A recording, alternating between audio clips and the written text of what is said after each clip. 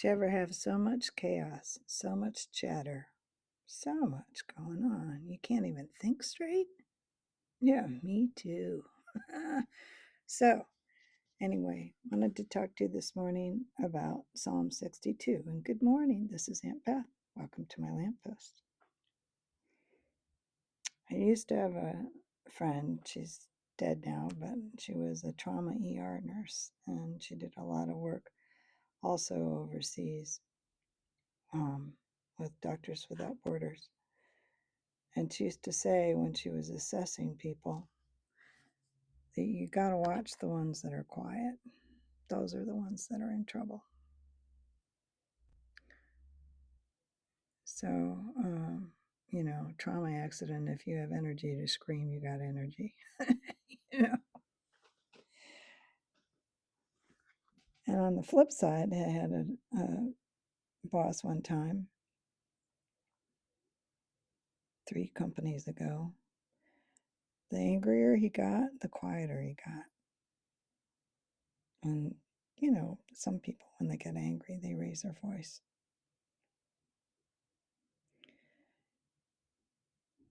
But I kept thinking about those things when I was reading through this psalm about the chatter and the angry voices versus silence. I had another friend, and she would, when she was upset about something, she would just come in, blah, vomit all over you with her stuff, and then expect you to fix it, and she'd stomp away happy, and you're left covered in verbal slime. Anyway, that's teakettle Christianity. You just want to vent. You want somebody else to fix it. But I don't think that's what David is talking about here.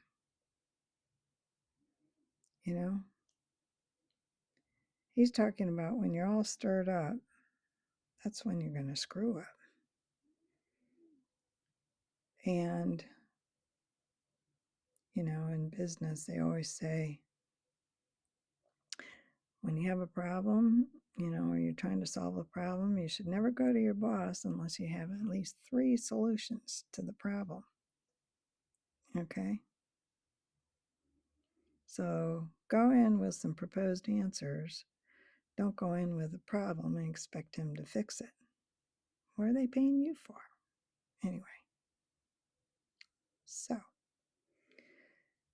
when David is surrounded by a lot of chatter and evil people, and they are just stirring him up and attacking him,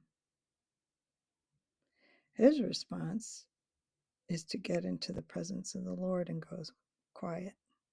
Not walk into the throne room and dump it all out and then turn around and leave. He's trying to get still on the inside and quiet,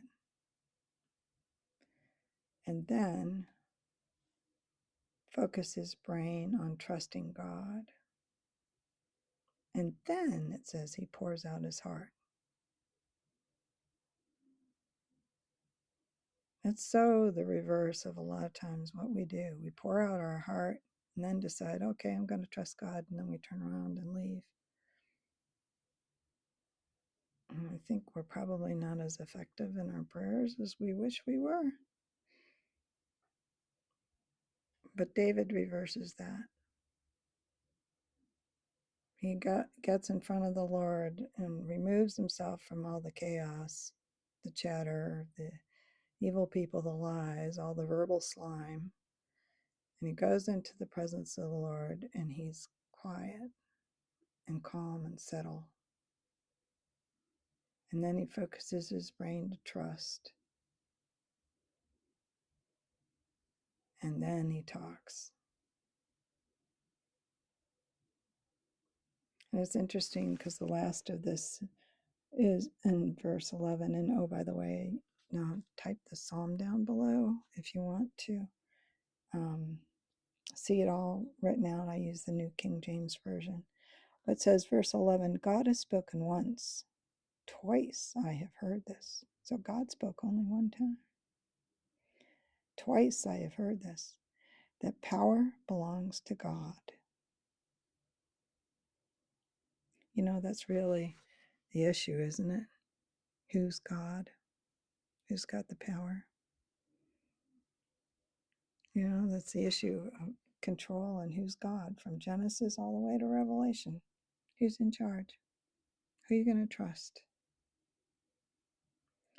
But in the middle of the battle, the answer is not teakettle Christianity, where you just vent, vent, vent, and then just blow off all your steam and you don't move. You don't get on a vent. I'm sure David was just as upset as the rest of us get over all this stuff, but he learned not to respond when he was in turmoil. Boy, that's strength and wisdom. Is get a grip on your peace. Go into the presence of the Lord. Be quiet. Get to the point where you've got that verbal slime off of you and you're focused on trusting the Lord and meditating on Him and seeking His wisdom for which of the paths you should take. And then checking in with Him,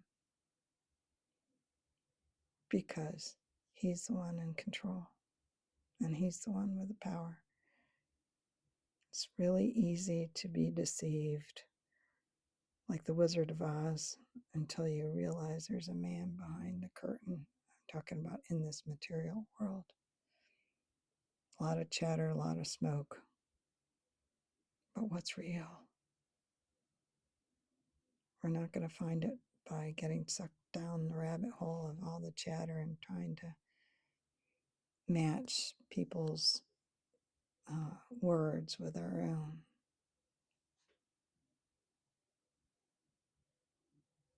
There is power in silence and hearing the voice of the Lord first. So, as much as I like tea, no more teakettle Christianity. I hope this encourages you. Have a fabulous day.